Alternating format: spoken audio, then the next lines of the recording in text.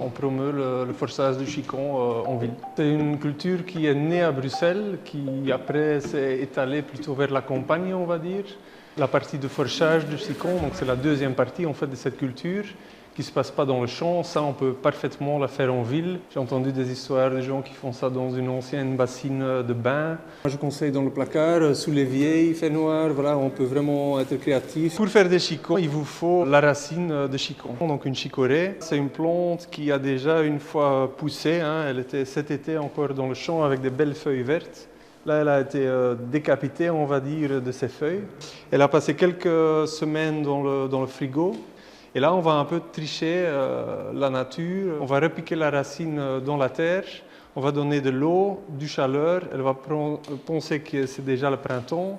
Elle va repousser. Et comme on ne donne pas de lumière sur la salade qui va se former, on va avoir un chicon fermé. C'est très important de les laisser dans le noir. Donc là, on a un bac avec un couvercle, avec une belle aération. C'est un peu le Rolls-Royce des bacs de forçage, on va dire. Il a inspiré sur un modèle de mon grand-père. Mon grand-père était marolien et je le visitais ici à Bruxelles. Et lui, il avait chez lui dans son living un petit bac en bois. Il était prof menuiserie au Arts et Métiers. Donc voilà, il travaillait le bois. Il avait son bac avec ses chicons. Quand j'ai fait les études à Bruxelles, en fait, je me suis mis avec ces bacs. Je voyais nulle part des gens qui forçaient des chicons. Je me suis dit, allez, il y a peut-être un truc à faire avec ça. On a commencé avec 3 ateliers à Schaerbeek, le berceau du chicon.